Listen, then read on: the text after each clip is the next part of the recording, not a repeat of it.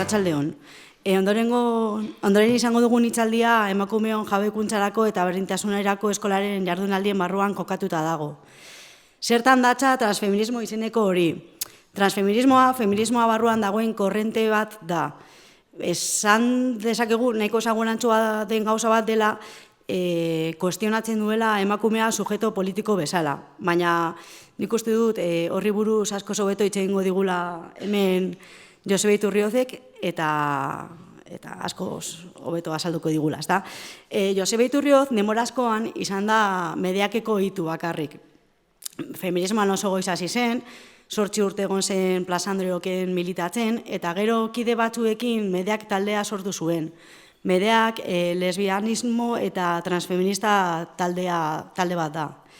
Ituk feminismo klasikoa ezagutzen du, eta berdintasun politikak bebai, eta transfeminismoaren sorrera esan dezakegu bere gorputzean bizi izan dituela. Medeak feminismo guztiak beharrezkoak direla uste du, eta horregatik maila ezberdinetan antolatzen dira. Plataforma klasikoetan parte hartzen dute, martxoak 8, azarako 25, abortoen aldeko plataforman, eta beste hainbat plataformetan ere, adibidez, Transmarika Bollo koordinadoran. Estatuko eta Latinoamerikako beste taldeekin, elkarlanean aritu izan dira feminismoaren barruan eraikitzeko. Urte askotan, Medeak drakin tailerrak egin ditu, eta lanean egon da bollero eta travesti kultura zabaltzen, eta horregatik ere itu Pepo edo Borja bezala ezagutu dezakegu. Filosofian lizentziatua bi doktoratu egin zituen, bata kultura eta jendartea, eta bestea zientzia, teknologia eta jendartean. Berandago UPV-ko teknikari masterra egin zuen, eta horren ondorioz 7 urte egon da Tolosan egiten berdintasun teknikari bezala, eta beste 2 urte Gipuzkoako Foru Aldundiko zuzendariaren aholkulari gisa. Medeakeko kideekin batera, beste emakume gazteekin interbentzu proiektuak aurrera eraman ditu. Baina nik uste dut, esango erantzuena dela, kalea interesatzen zaiola aktivismoa zabaltzea kalean, eta berarentzako feminismoa bizitzeko modu bat besterik ez dela. Eta, bueno, hitu, gogotsu gaude. Eskerrik asko txiki, zelako aurkezpena, mila esker. Saiatuko naiz, ondo azaltzen gauza batzuk, ez da erresa, transfeminismoa bera azaltzea baditu nabardura asko edo ezaugarri asko, baina nik saiatuko naiz arin egiten, gauza asko ikutsuko ditut, ez dut sakonki, agian ez ditut gauza asko esplikatuko oso sakonki, baina bai, saiatuko naiz idei orokor bat edo gutxienez zuek, hemendikan ateratzen zaretenean, jakitea zer dan pixka bat transfeminismoa, ideia bat behintzat izatea. Bueno, lehenengoa jarri dizuetor argazkiak eta asko erabiliko ditut arintzeko eta txapada handia sartuko dudanez, gutxienez argazkiekin distraitu egingo gara. Ez dakizuen, baina hori Hipatia da, eta Hipatia sartu dut filosofa greko bat, greko-romano bat izan zen, Alejandriako bibliotekako zuzendaria, eta zergatik sartu dut, esanguratsua iruditzen zaidalako esatea transfeminismok egiten duena da, azken finean, gai sakonetara jo, gai oso filosofikoetara, eta pentsamenduarekin zerrikusi baduela, ez? Baina, hasi baino lehenago, esango nuke transfeminismoek, eta jarri dut, badakizue orain, ja esaten dugu feminismoei buruz hitz egin behar dugula, pluralean, eta transfeminismoarekin gauza bera gertatzen da. Ezin dugula hitz egin transfeminismo bati buruz, baizik eta hitz egin behar dugula orokortasun horretan eta anistasun horretan, dibertsitate hori kontutan izan behar dugu, ez dagoelako transfeminismoa ulertzeko era bat, baizik eta era asko, ez? Orduan, esaten dudana da, gai berriak proposatzen dituela, eta gero, nire burua hori idatzi nuenean, nire burua zuzendu egin nuen. Ez dakit, gai berriak proposatzen dituen, baina bai, nik esango nuke, arazo zarren inguruko ikuskera berri bat ematen digula, edo erramenta berriak ematen dizkigula, feminismoak eta filosofiak arazoak edo landu dituen arazoen inguruko erantzunei, hori ez, erramenta berri badakagu edo erramenta erabilgarri badakagu transfeminismoa, ez? Bueno, eta jartzen dizuet erdigunean, debatearen erdigunean, nortasunaren kontzeptzio bat dagoela, ezakit, nortasuna hor erderaz jarri zuet identitatea, ez? Identitatea esaten badut, segurazki hobetu ulertzen dezuela, ez? Azken finean, identitatea zer da? Identitatea da, dakagun erramenta bat, definitzeko gauzak zer diren. Zer dan gauza bat, zergatik identifikatzen dugu, eta suposatzen dut horren azpian ikusten dezuela, badagoela, sexua eta generoari lotua galdera, ez? Zer da gizon bat, zer da emakumen bat, zer da gizaki bat, zer da animali bat, nortasuna azken finean identitate horrek erabiltzen dugu edo erabilgarria da horren inguruko erantzun bat emateko. Bakarrik esatea, nortasunaren gaiarekin egon naitekela hitz egiten ordu bat. Bakarrik nortasunarekin. Nortasun matematikoa, adibidez, nortasun zientifikoa, zentzu askotan aplikatzen da nortasunaren kontzeptzioa, ez? Baina, ez dizuet txapa sartuko, zentzu horretan, baina bai kontatzea, esaten dizuet, eta oso importante iruditzen zait, hasi baino lehenago, esatia, transfeminismoak baduela filosofikoki edo pentsamenduaren historian egon den gatazka batekin harremana. Eta da, modernitate eta postmodernitatean arteko eztabaida horrekin badu zer ikusia, eta nik uste transfeminismoari gertatzen zaiona da, modernitatean erabiltzen genituen kategoria batzuk, batean ez dirala erabilgarriak edo arazoak sortzen dituztela, eta postmodernitatean daren beste proposamen batzuk hartu egiten ditugula. Lasai agertuko dudalako edo azalduko dudalako zer dian kategori horiek, baina ikusten duzue gehien bat, ez dakit hemen modernitatea esaten dudanean, jendeak ulertzen duen zeri buruz ari naizen, ez? Modernitatea da pentsamendu korrente bat, hasiko litzatekeela gutxi gora bera 15. mendetikan, eta jende askoren ustez 20. mendera arte irauten duena, 20. mendetik aurrera gatazkak sortuko dira, eta jende askok, modernoak dianak, kritika edo oso asarratu egiten dira postmodernitatearekin, baina nik uste postmodernitatea modernitatearen frutu bat dela, eta orain ulertuko jazua ezer esan nahi dudan, ez?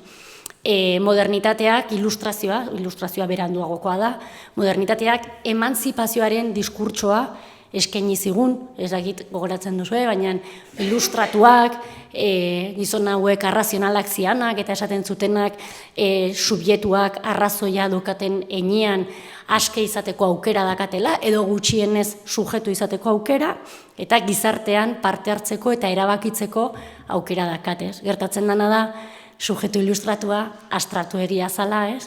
Eta abstrakzio horretan gordetzen zana zen, gorputz normalizatu bat zegoela, edo gorputz hegemoniko bat, zala gizona, txuria, heterosexuala, ez? Orduan, feminismoa kritika egiten dio subjektu horri, eta emakumea sortzen da, subjektu bat bezala, eta nik uste batzuk pentsatzen dute emakumea txertatzearekin nahikoa dela, baina guri gertatu zaiguna da, emakumea txertatzerakoan, batean konturatu ginen, agian kategoria gehiago sartu behar genituela, kategoria horiek gurutzatu egiten dirala, pertsona bat ez dela, bakarrik emakume bat, edo gizon bat, arraza bat izango duela baita ere, hizkuntza batekin hitz egiten duela, ezaugarri ezberdinak dituela, orduan intersekzionalitateari buruz hitz egiten dugu, ez? Zer gertatu zaigu? Subjektu ilustratu horri gauzak sartu egin diogunean, apurtu egin zaigula, ez? Orduan, momentu honetan ja subjektua bera, hau da, nik esaten badu mugimendu feministaren subjektua ez da emakumea, feminista batzuentzako kriston gatazka da, ez? Orduan, guk esaten dugu momentu honetan feminismoaren subjektua ez da emakumea, izango da baita ere noski, hau da, ez da kategoria hori desagertzen, baina momentu honetan esan daiteke feminismoaren subjektua diala gorputz oprimituak, gorputz baztertuak, gorputz adibidez arrazializatuak, gorputz invalidoak, edo horrelako gorputz asko daudenak, generoarengatik baita ere zeharkatuak daudenak, eta mugimendu feministaren subjektu edo aliatu izan daitezkenak, ez? Lasai, gutxinaka joango gara guztia baztertzen, nik genealogia bat egin dizuet eta saiatuko naiz bai pentsamendua, historia, artea, gai asko uztartzen, baina ulertuko didazu ez, nik ez dut uste mugimendu politiko bati buruz hitz egin daitekela bakarrik filosofiatik edo pentsamendutik, ez? Orduan, jarri dizuet hor, superimportantea da, gero kontatuko dizuet, baina transfeminismoaren etimologian edo transfeminismoaren atzean dagoena da kuirritza. Kuirritza da inglesez maritsua, marikoia, arraroa, gorputzez normalei botatzen zaien irain bat, insulto bat da.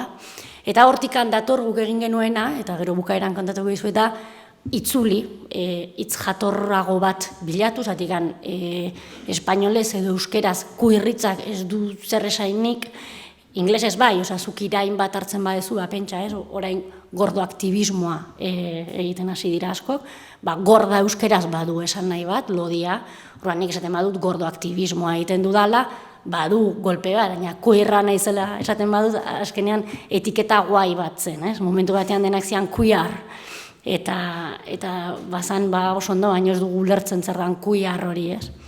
Orduan, queer mugimenduaren edo transfeminismoaren oinarrian dagoena da,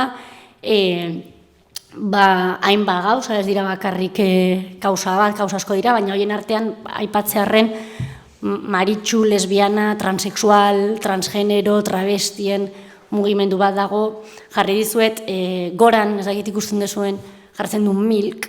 Milk hau izan zen, sonpen pelikula bat daka, sonpenen pelikula jarri dizuet, hor goran, ez dakit ezagutzen dezuen pertsonajea, baina erabiltzen dut askotan, gehi mugimenduaren normalizazio prozesuak ilustratzeko edo erakusteko, ez? Hemen bagaude batzuk, maritxuak, lesbianak, geanak, transexualak, geanak, eta gertutik ezagutu dugu, adibidez, bai estatu mailan, ezkontzaren errebindikazioarekin nola sortu ziren gehi mugimendu normalizante batzuk, eta beraien helburua zen normalak zirela esatea, ez? Guk eskondu gaitezke, besteok bezala, normalak gara, ez gara anormalak.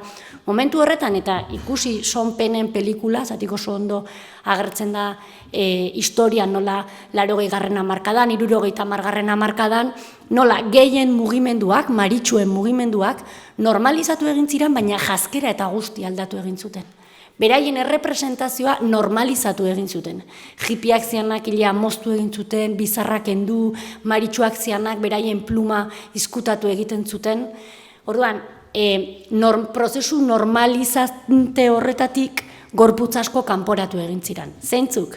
Ni bezalako lesbianak, marimutilageanak, edo transexualak, travestiak, pluma gehiegi zuten maritxuak. Azken finean, horiek izan dira fama txarra zutenak, eta mugimendu normalizante horietatik kanpoan gelditu ziren maritxuak, ez? Esate baterako, ez dakit ezagutzen duzuen gure gertuko historia, baina egungo Arartekoa ezagutzen duzue, homosexual txukun bat, majo-majua, abokatua dena, ia lumarik ez duena, euskeraz liburu bat idatzi zuena, eta ezkontzaren eskubidea lortu zuena.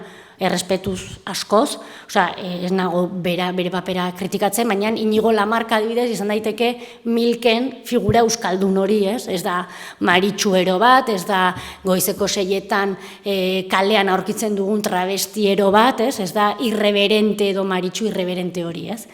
Baina, paradogikoki, ez dakizuen, baina ekainako 25 ospatzen dugunean, Stonewall, ez dakit, izena zerbait esan nahi duen zuentzako, baina Stonewall izan zen Nueva Yorken dagoen taberna bat, Stonewall zuen izena, eta zan taberna bat nun biltzen zian maritxu, homosexual, lesbiana, anormal guzti hauek batu egiten zian homosexualitatea ilegala zenean estatu batuetan, eta poliziak kriston jazarpenak egiten zizkien, bortxaketak, irainak, jipoiak, akosoa. Gaur egun langile sexualei adibidez, kaleko langile sexualei egiten dizkieten gauza berberdinak, ez? Baina kasu honetan, maritxuen lokaletan, Stonewallen.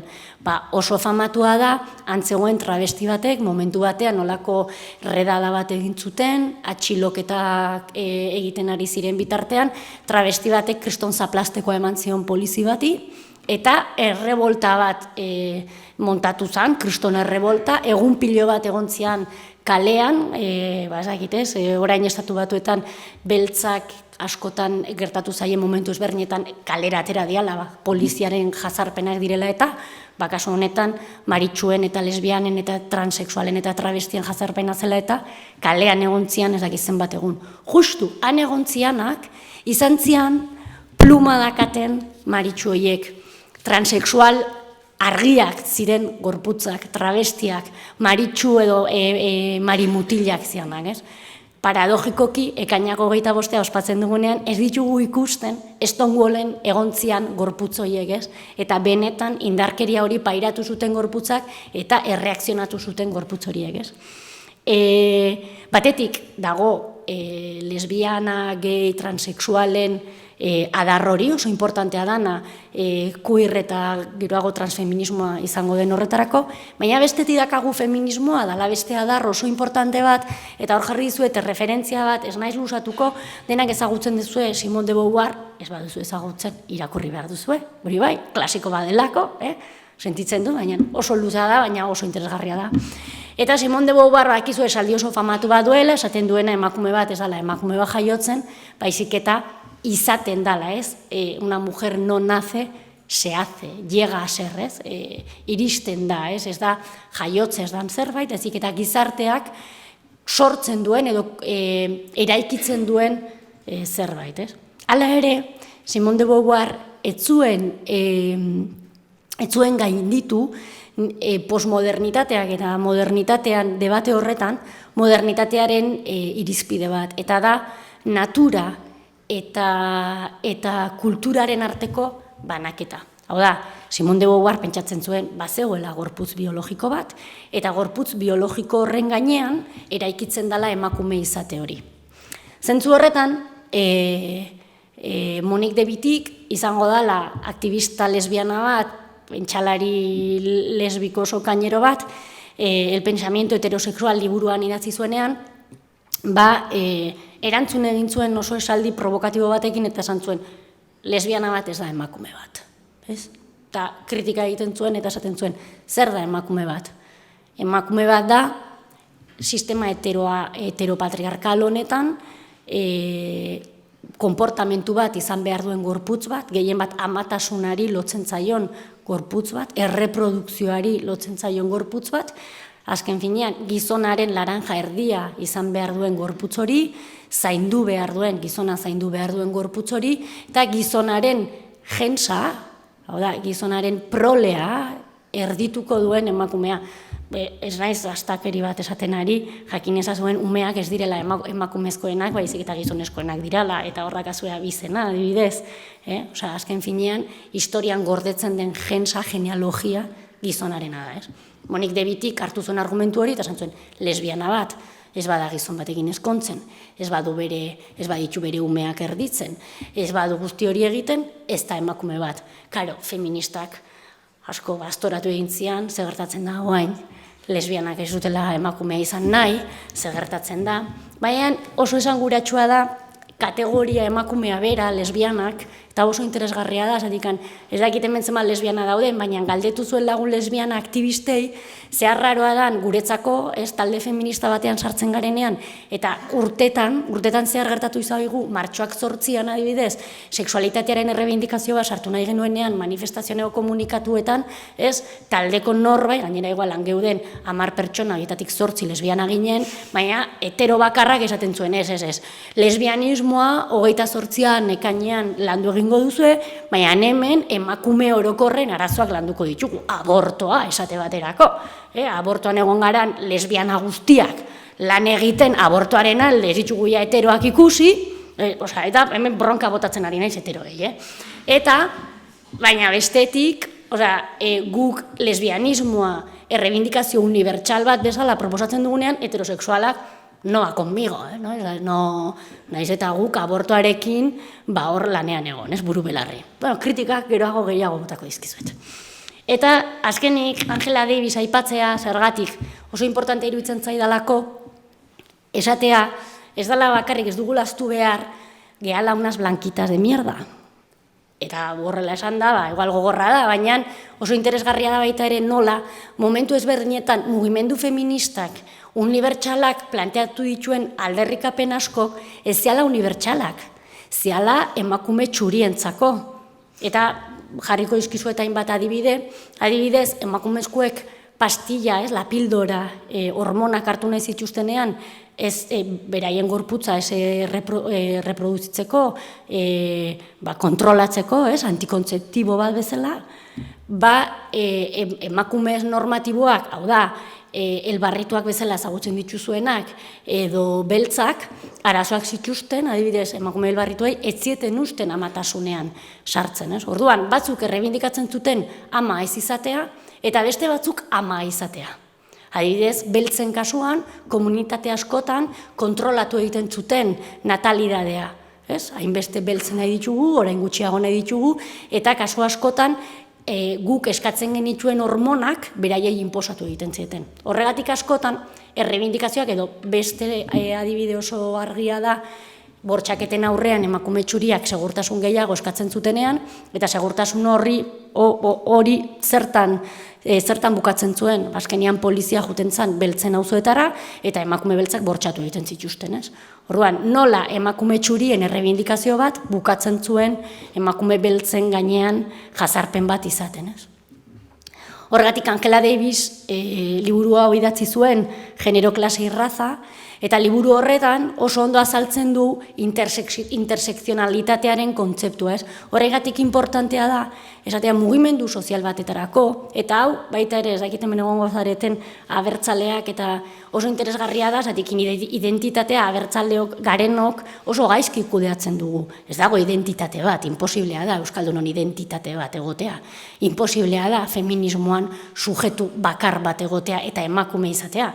Zatik, emakumea izango da, emakume txuria, emakume lesbianoa, emakume beltza, emakume normatiboa, emakume asko da ere sujetorren azpian.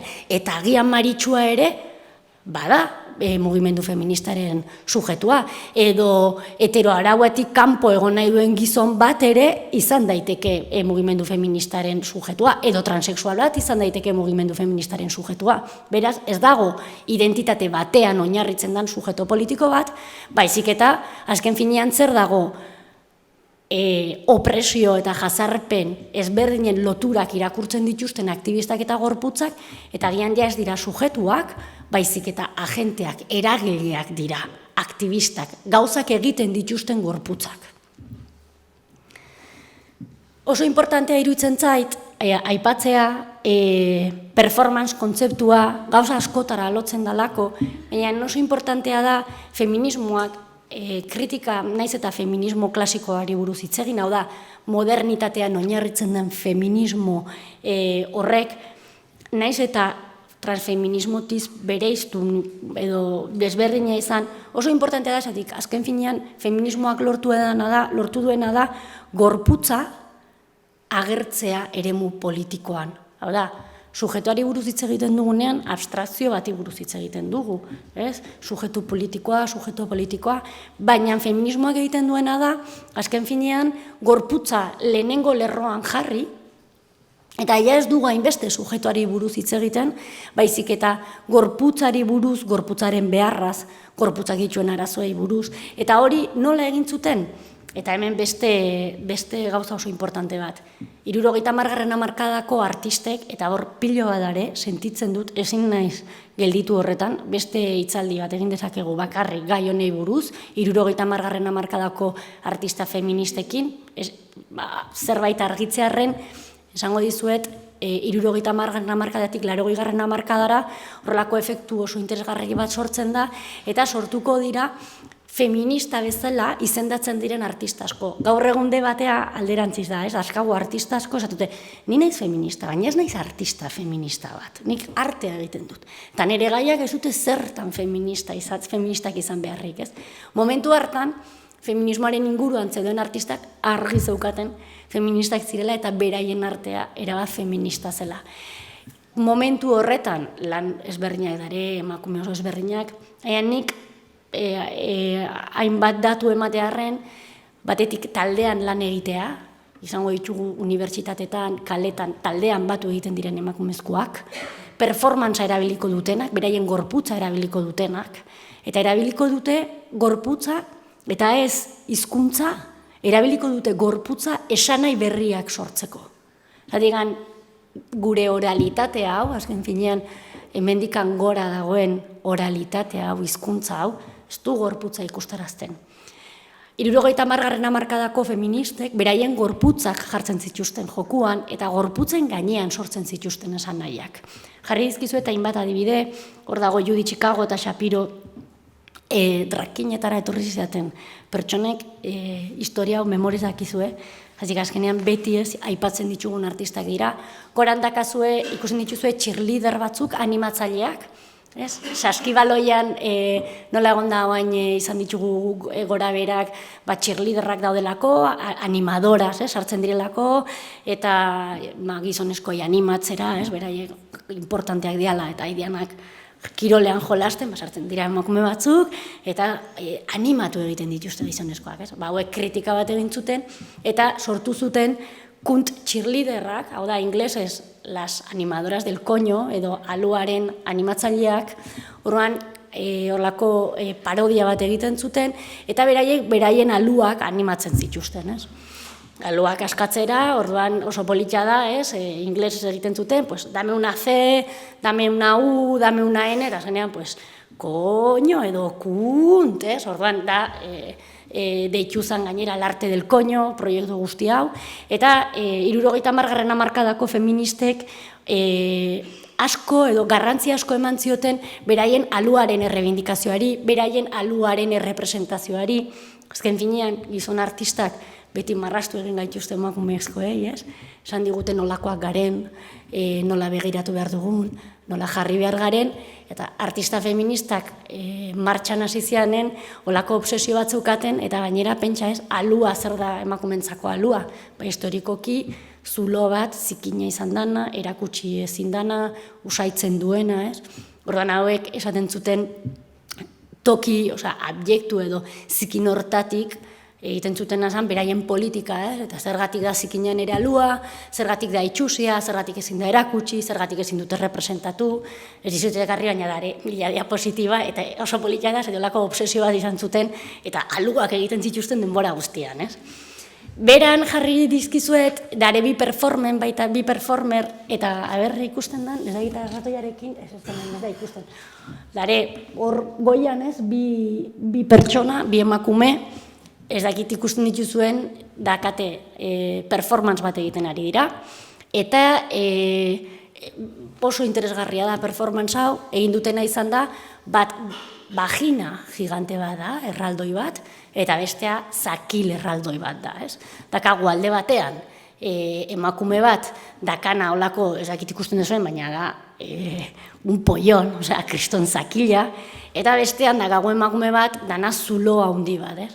Oso interesgarria da erreflexio hau, zatik azkenean genero emakume eta gizon izatea, zer da, genitalidadean oinarritzen den irizpide bat, alua izatea, zakila izatea, horrek zure munduan markatzen zaituen gauzarik importantena da, eta gainera, gure konportamentua horretara murrizten da, hauek egiten ari direna da, bata gizonaren egiten du eta bestea emakumearena. Egingo dizu, eta normalian tailer txikietan eta egiten dut, eta hemen egingo dut, baina azkenean zer esaten ari da, gizonezko bat, lasai, era kritiko batean ari naiz, eta gizon hegemoniko bat azken finean zer da zakil bat, zakil handia dakan gizon bat, eta hau egiten duen gizon bat, dela hori ameter, ez, hori egiten du, aurpegi haula daka, eta hori egiten ari da, ez. Eta bestea, entzuten zaidez, bestea da emakumea, zulo bat dena, ez, eta azken finean bere konportamentua zein da, ai ez didazu hori egingo, ez. Horrean, pixka bat esaten duena da, genitalitatetara, ez, alura, zakilara murriztua gaude, ez gara ezer gehiago, horrek markatu egiten gaitu, eta konportamentu batzuk esperatzen dira, edo erantzi edo inskribatzen dira, edo idazten dira, gorputzoien gainean, ez? Gero, dazkazu, armario hau nik beti erabiltzen dut, horrek ikusten duzu txikian, emakume bat armario bat dena, performance bat da, baita ere, Hor ikusten duguna da performance horren azkeneko momentua, argazki bat dena, eta hau Sandy Orgelen lan bat da, eta berak egin duena da emakumeen etxe barruan emakumeek egiten duten lana egin. Performantzea deitzen zen planchando y barriendo en tiempo real, edo horrelako zerbait, ez? Eta orduan zer erakusten digu nola eraikitzen den gorputz domestikoa. Nola eraikitzen den etxe barruko gorputz hori, baina gainera, zer egin du? Denbora guztian, bera plantxatzen ari zen bitartean, maindirak eta erropak eta gorde egin ditu kajoi batean, baina gero maniki bat erabiliz, bere gorputza kajoi horretan gorde egin du. Zer esan nahi du? Azken finean, kategoria horiek, berak egin duen lan hori, da bere gorputza definitzen duena. Ez da ezer gehiago. Bera maindirak plantxatu egin ditu, gorde egin ditu, eta bere gorputza gorde egin du kajoi berdinean. Azken finean bere lana da bera dena. Bere funtzioa gizartean hori da emakume bat. Ez? Erreprodukzio lanetan dabilen gorputz bat. Eta azken finean erreprodukzio lan horiek definitzen dute bere gorputza. Guzti hau, artista guztiak erabili ditut, performantza erabili dut zergatik. Ez dakidaki zuen, baina transfeminismorako performatibitate kontzeptuak garrantzi asko daka. Judith Butler, bai, entzun dezue Judith Butler. Bueno, entzun ez baduzue, lasai ezagutzen ez baduzue Judith Butler, La Rochefort liburu hori, ikusten da liburu hori, da Judith Butlerren liburua, idatzi zuen 1980 urtean inglesez, erderaz El género en disputa itzuli izana, Gender in Trouble, eta 2000 urtera arte etzan itzuli erderara. Beraz, Estatu Batuetan queer mobidarekin lehenago hasizia beti bezala, eta ona iritsi zenean gainera erderara itzulita guk Judith Butler irakurtzen genuen 2000 urtetik aurrera eta ez genuen tutik ere ulertzen. Ez da bat ere erresa, Judith Butler irakurtzea, interesatzen bazaizue, gomendatzen dizuedana da, Judith Butlerren inguruko pentsalariak eta asko dare, Judith Butlerren pentsamenduaren inguruko testuak irakurtzea lehendabizi, eta gero Judith Butler irakurtzea. Bueno, guk Judith Butler irakurri genuen, ez dakit ulertu genuen zerbait, baina inpaktua handia izan zuen Judith Butler performance kontzeptu hau filosofikoki ekarri zuelako eta politikoki erabili egin zuelako, eta Judith Butlerren oinarrian dago filosofo bat, dakena izena John Austin.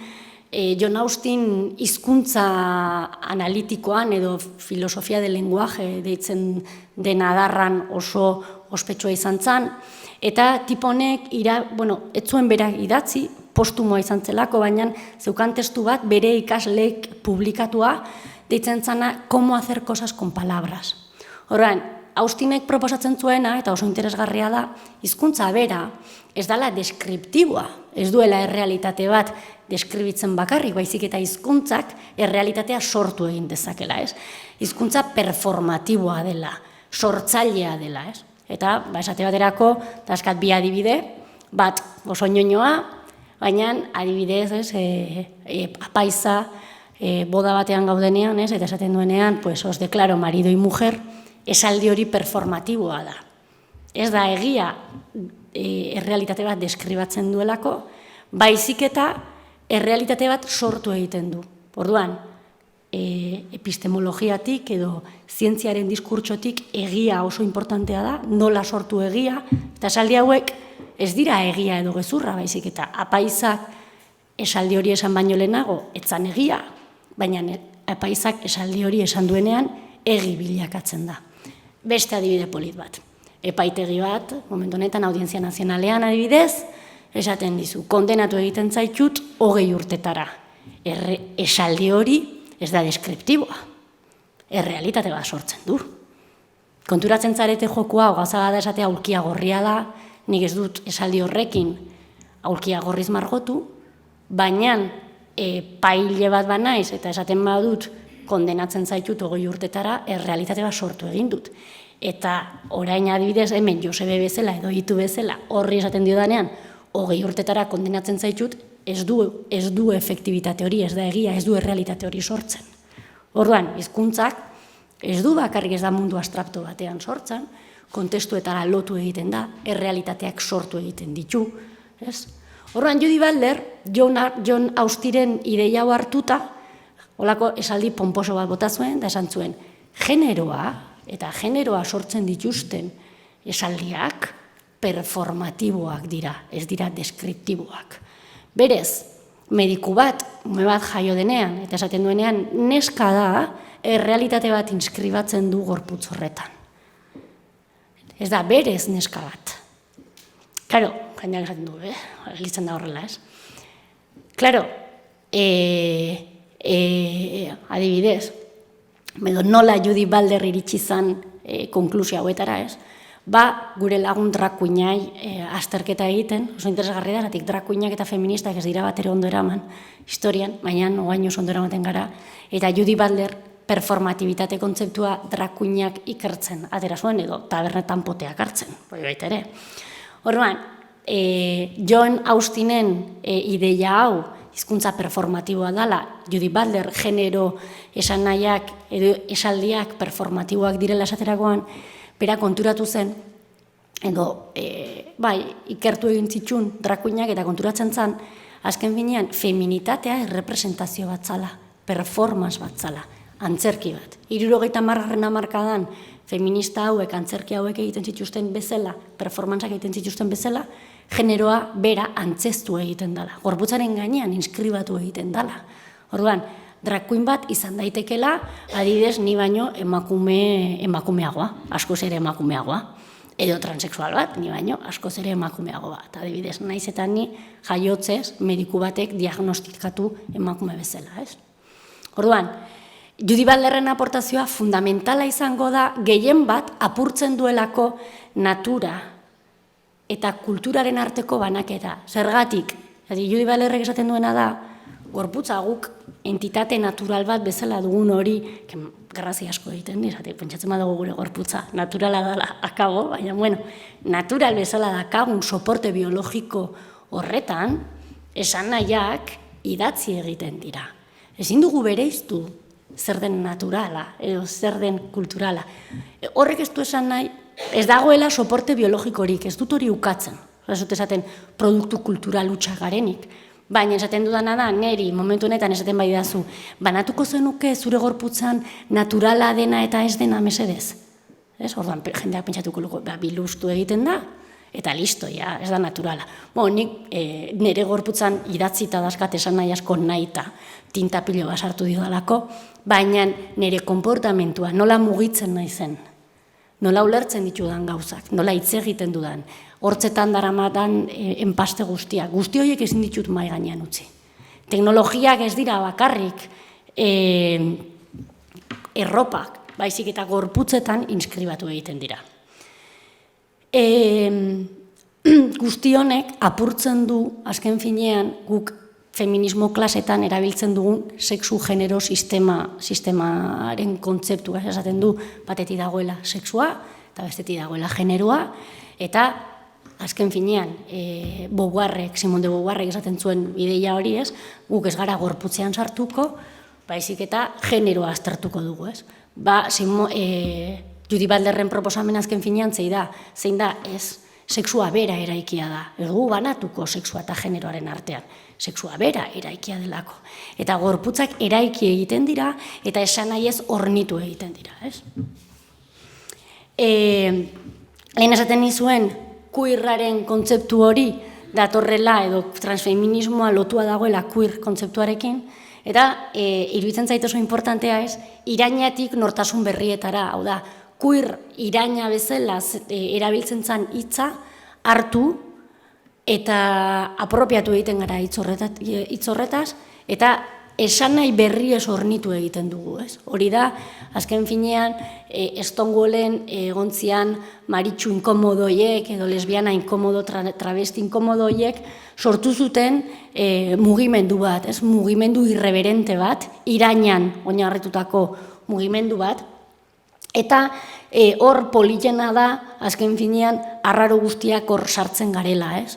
Ez dala bakarrik emakumeen mugimendu bat edo gehien mugimendu bat, baizik eta azken finean aliantza ezberdinak sortu diala gorputz normatiboen kritikatik sortu garen edo definitzen garen gorputz anitzak. Hor jarri dizkizuet adibide asko, dakagu emakume esaten duena ez dituela dokumentuak, ez dela azken finean legal izatea, ilegal izatea, inmigrante izatea baita ere, beltza izatea, txuria izatea, morua izatea, baita ere badu ez, gorputzarengan badu esan nahia, ez, eta jarri dizkizu eta adibidez, goran dagoen emakume hau, baina beran, ezagit ikusten zuen, neska indigena bat jarri dizu edala, ez? Eta gero hor baita ere bi neska, bi gorputz, izango dianak gorputzez normatiboak, kripolak edo guk elbarrituak bezala definitzen ditugunak, baina azken finean dianak gorputzez normatiboak, ez? Orduan, momentu honetan oso interesantea da, zatik anormalen aliantza hau benetazkoa da. Ez da, teorian oinarritzen dan zerbait, baizik eta praktikoan sortu dian aliantzak dira, baina gainera guk ikusten badugu modernitate osoan, eta ez nahi sartuko, sentitzen dut ezin dizuet Foucault esplikatu, zer dan biopolitika, zer dan tanatopolitika, izango zen kriston txapada, baina nahi ezkero hor gordetzen ditugu hainbat gai, baina esango nukena hola pixka bat azaltzeko da, azken finean, emakumeak dominatzeko erabiltzen dituzten erramentak dira gorputz elbarrituak, gorputz indigenak, gorputz razializados, ez ditzaidan ateratzen, erabiltzen dituzten teknika berdinak dira.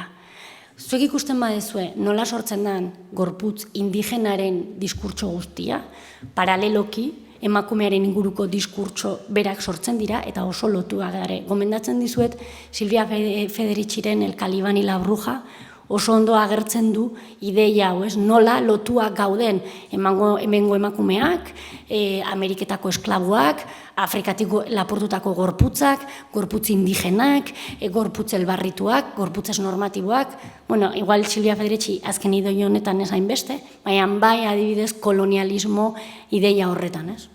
Orduan, ze gertatzen da, aliantza horiek sortzen dira, bai teorian oinarri asko dakatenak, baina era praktikoan baita ere, eta desagertzen dira guk modernitatean erabili ditugun kategoria finko horiek, erabili ditugun sujeto finko horiek nun alde batetik juten ginen emakumezkoak, bestetik juten zian inmigranteak, bestetik juten zian lesbianak, ez? Gauza guzti horiek pixka bat, muga horiek apurtu egiten dira elkarlan bat egiteko. Eta mugei buruz hitz egin da, ekarri dizuet, oso famatua den testu zati bat da, eta Talmitz, nik ezagutu nituen horrelako lehenengo queer hauek estatu batetatik etortzen zianan, eta kanpotarrak zianak, ez?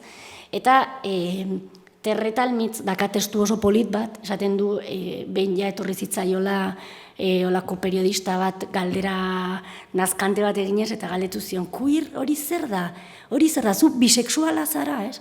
Eta tipa kabreatu zan pilo bat, esan zuen, eske, bisexualitateak ez du azaltzen nire bizitzaren konplexotasuna, eta ni naizen konplexutasun guzti hori ez du islatzen, ez?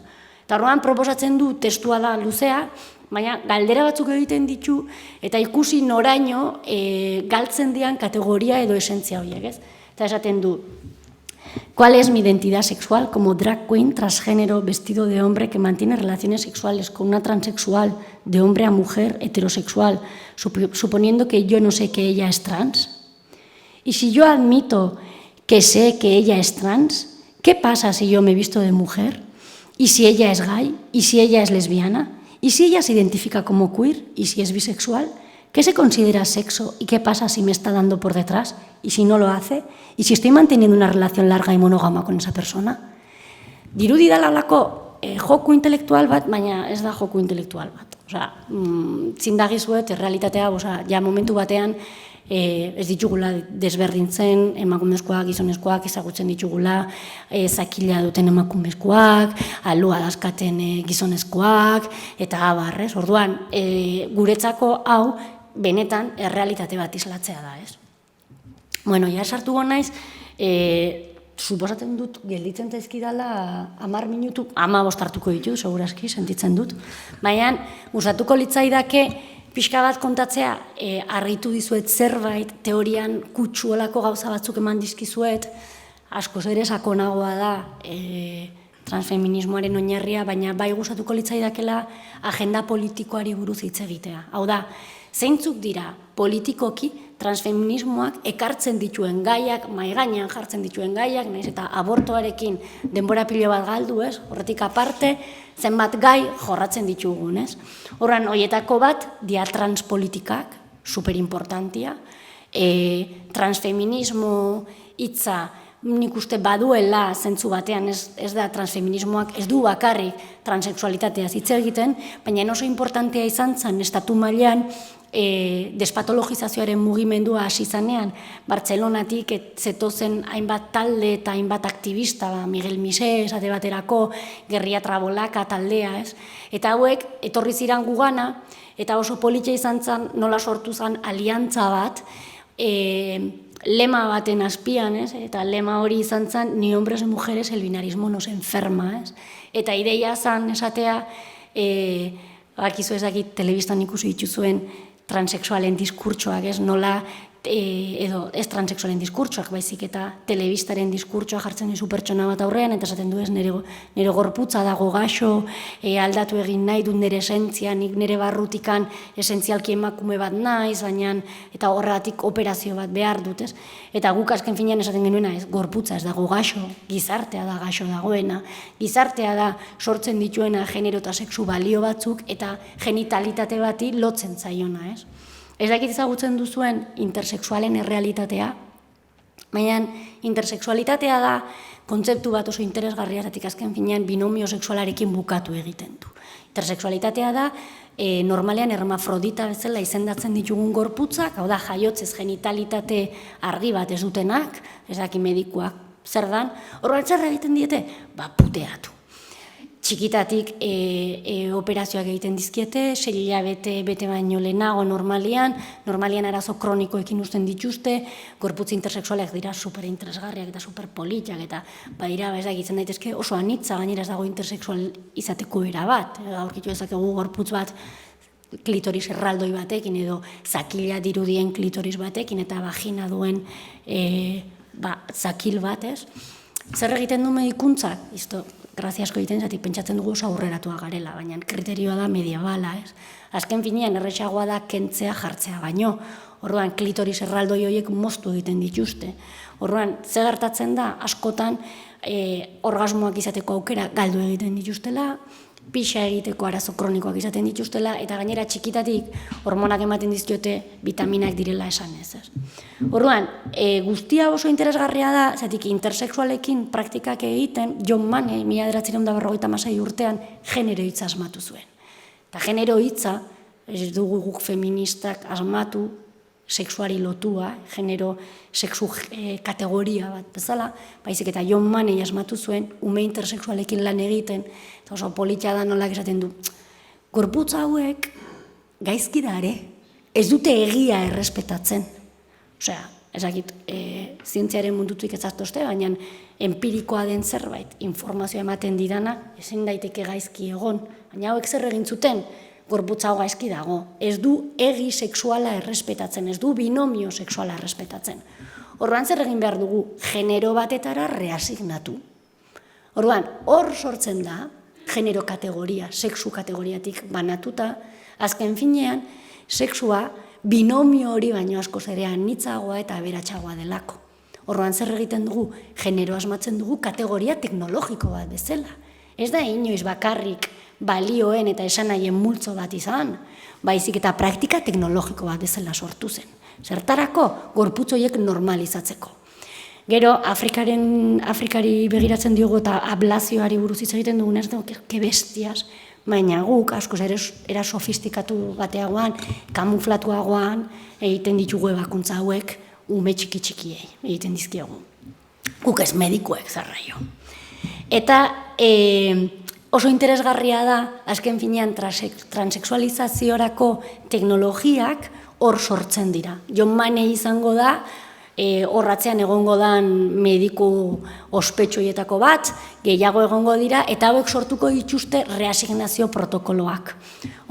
Protokolo hoien artean, ez dakizuen, baina gaur egun transexualitatea gaixotasun mental bat bezala dago tipifikatua, baina lasa izatik trastornatuak denak gara, bakarrik ez transexualak, travestia bazara baita ere, fetitxismoa gustatzen bazaizu baita ere, olako praktika sadomasokista bazara baita ere, denok gaude burutik gaizki, azken finean, eta oso interesgarria da analizatzea nola sortzen ari diran gaixotasun mental berriak farmazeutikari lotua, eta horrean medikamentu berri bat sortzen denean, gaixotasun mental berri bat sortzen da, eta deno gaude drogatuak medizina eta enpresa farmazeutiko hoiengatik.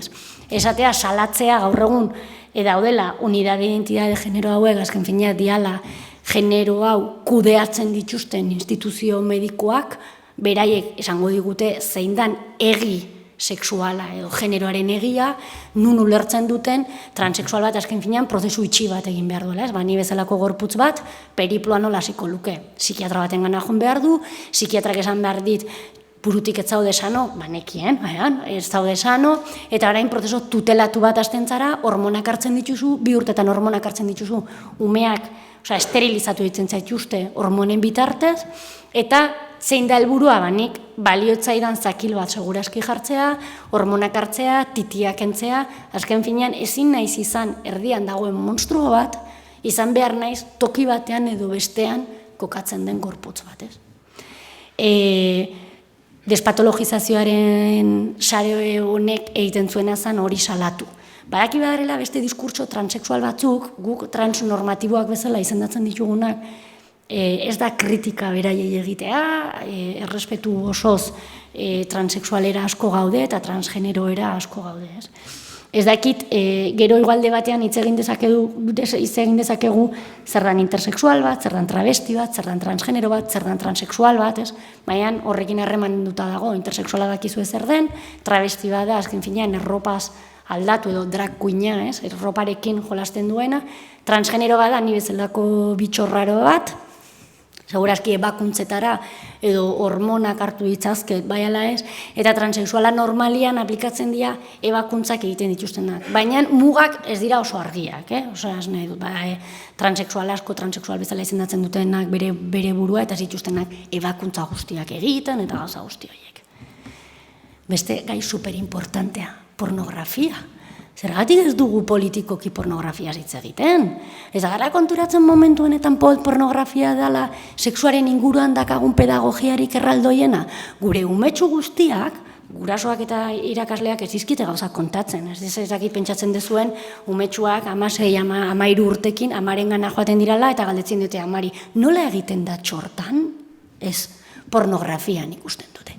Eta pornografian ikusten dutena da horrelako eredu hegemoniko bat, nun dago gorputz bat, emakumena definitzen dala zuloez betea dagoelako, hau da gorputz penetrablea guztiz dana, bezediakagu gizonaren gorputza dirudienez ez dazkana zulorik, baina badituena, baina pornografiak penetratzailea bezala definituko duena, eta ez dakit nik pornoa ikusten dut, eta ez dakit ikusten duzunean hegemonian, pornografia hegemoniko horretan errepresentatzen dian praktika sexualak, neskari zakila leku guztietatik sartu egin behartzaio, gizonari ezin zaio ezer sartu, zergatik ezin gara emakumezkoak penetratzaileak izan, galdetu lesbianei adibidez, ez dakit herri askotan debekatu egiten dute homosexualitatea, baina nola emakumezkoak ezin dute harreman sexualik izan, nola ez dagoen zakilik, nola penetratu dezake lesbiana batek.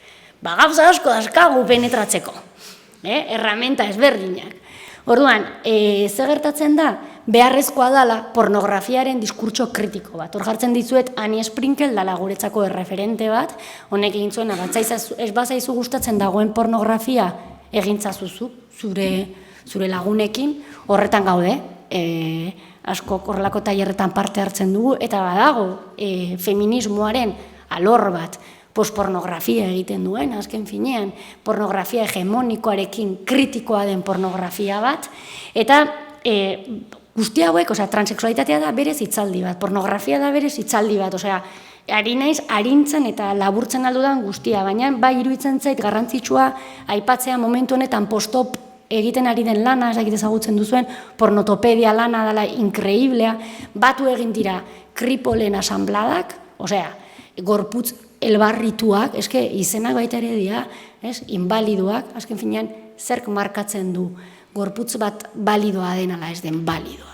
kapitalismoak, ezin duzu produzitu, horregatik ez zara balidoa, momentu honetan, nola feministak eta gu bezalako gorputzak izan gara invalidoak baita ere, eta arraruak eta normalak, batu egin gara, Bartzelonan asamblada hauek funtzionatzen dute, tailerrak egiten dituzte, eta hor ikusten duzue berako argazki hontan, eragit ondo ikusten dan, dare aktivista tullidoak, inglesez hartzen da izen hori, kripola eta kripoletik tullidoa erabili dugu, aktivista ezberdinak, transfeminismotik datoztenak, postpornografiatik datoztenak, mugimendu, dibertso funtzionaletatik datozten mugimenduak, batu egin dira, eta dago dokumental bat, gainera oso politia esaten duena, gorputzez normatiboak, kripola asambladak, dakatela kanpaina bat esaten dutena, yes, we fuck, hau da, gorputz sexualak gara, eskubia daka gutxortan egiteko.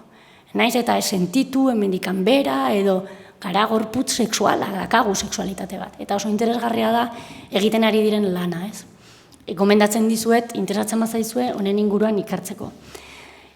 Azkenik urdangak, oso importantea izan da lan sexuala errebindikatzea, mugimendu feminista tradizionalki debate batean sartuta zegoen, abolizionistak batetik eta regulazionistak bestetik.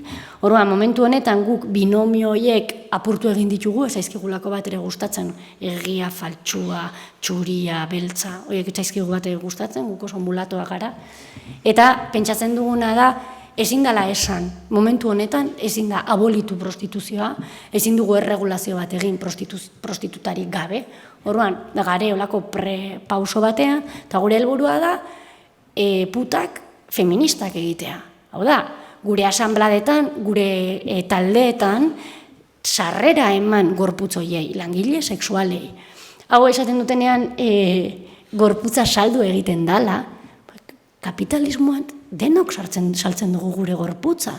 Ez dakit planteatu dezuten zer dan lana zuentzako, ofizina batean sartu 8 ordu egunero zure bizitza ematen diozu kapitalismoari zatika, denboran kontabilizatua. Hori da denbora, hori da erlojua. Azken finean nik orduen bitartez kontatzen dut zuk zenbat balio dezun. Zenbat balio duen zure denbora zerbait egiten. Zure gorputza saltzen ari zara. Zergatik langile sexual batek saltzen du gorputza gehiago.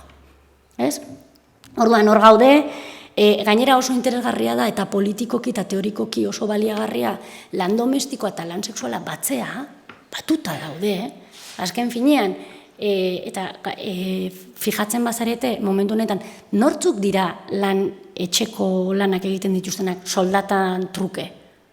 Erabat immigranteak, kolonialismotik datozen harreman horiek, nortzuk sartu ditugu gure etxeetan lan egitera, gure helduak zaintzera, eta gauza bera gertatzen da, azken finean sexualitatearekin. Nortzuk dira, nundik datoz, ezaugarri berdinak betetzen dituzte. Horregatik oso interesgarria da batzea. Ikusten dut izango da, amaitu behar dudala, ez da? Ez. Ez? Eta, berriro ere, berez hau beste gai bat da, debaterako oso mamitsua dana, eta berez ikertu daitekena eta analizatu daitekena. Eta bukatzeko, eta baina amaitzen dut, esatea, transfeminismo hitza Granadan bizka bat lotu genuela, edo izan genituen jardunaldi batzuk Donostian, batu egin ginen transexualak, langile sexualak, pornografiatik etortzen zian aktivista, gehi feminista klasikoak, gehi Latinoameriketatik zetozen lesbiana beltzak, eta horrelako manifestu bat idatzi genuen, Manifiesto para la Insurrección Transfeminista, Granadara iritsi ginen, han leku guztietan irakurtzen genuen. Jende pilo batek sinatu egin zuen, eta askorentzako Granada izan zen identitatearen inguruko jardunaldiak, debate horrek izan zuen protagonismo handi bat, eta momentu horretan sortu zen horrelako nik uste aliantza bat, aktivista, feminista, transak, bollerak, migranten artean, zatik trans hori baita ere da transnazionala, kutsu asko, ez da. Eta nik esango nukela ezaugarri garrantzitsuena dela transbertsala, eta zergatik da transbertsala, generoa ez dugulako irakurtzen emakumeen arazo bat bezala, baizik eta irakurtzen dugu generoa eje transbertsal bat bezala, leku guztietan txertatzen den eje bat bezala. Transgresorea erabat irreverentea den mugimendu bat delako, eta transfronterizioa, eta nik esango nuke transformatzailea edo eraldatzailea baita ere dela. Iraultza bat egin nahi duela, eta baditzu printzipio sakon batzuk, baina baita ere, eta oso importantea da, praktika politiko bat jartzen du martxan, eta momentu honetan egiten diren ekintzak dirala, edo egiten den aktivismo bat dela. Eta besterik gabe...